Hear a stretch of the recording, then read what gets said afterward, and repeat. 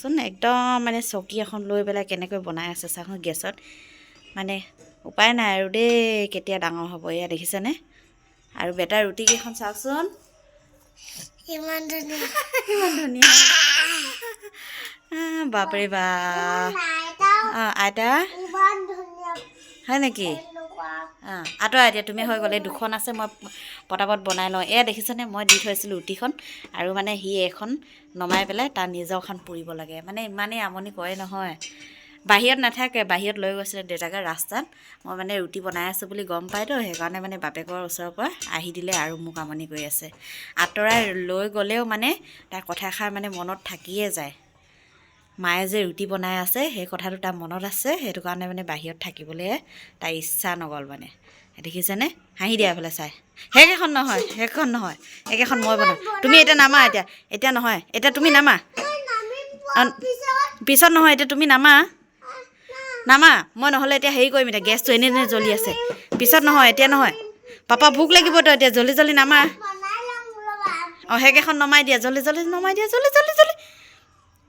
জল্দি নমাই দিয়া জ্বলি গৈছে কোনে খাব নহ'লে ইমান বেয়া ৰুটি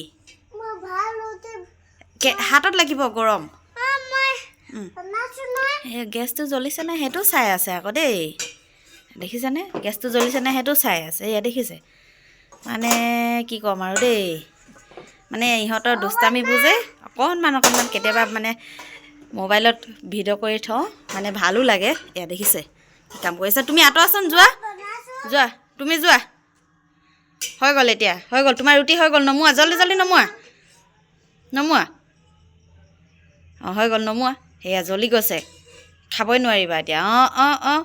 অঁ বাপৰে বা ছোৱালীজনীয়েতো বনাবলৈ শিকিলে আৰু এইফালে ল'ৰাও এতিয়া শিকি গ'ল দেই কি ক'ম আৰু পাকঘৰত মানে সিহঁতি দুটাই সোমাব মই বহি থাকিব লাগিব ৰাম হাতত লাগিব এতিয়া হৈ গ'ল তুমি নামা এতিয়া হৈ গ'ল নামা এইখন নহয় আঁতৰা মই এতিয়া দুষ্ট কৰিলে মানে এইখন গৰমখন লগাই দিম এতিয়া হাত নহয় সেনেকৈ নাপায় সেনেকৈ ক'বলৈ মই নকওঁ তোমাকো নোপোৰোঁ তুমি ধুনীয়াকৈ আঁতৰি যোৱা দেই মোক গুড বয় বেটা আঁতৰা এতিয়া হৈ গ'ল যোৱা পাপাক মাতিবা যোৱা ৰুটি খাবলৈ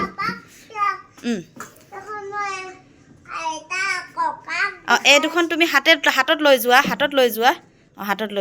আমাৰ বেটাৰ ৰুটি এয়া দেখিছেনে আমাৰ বেটাৰ ৰুটি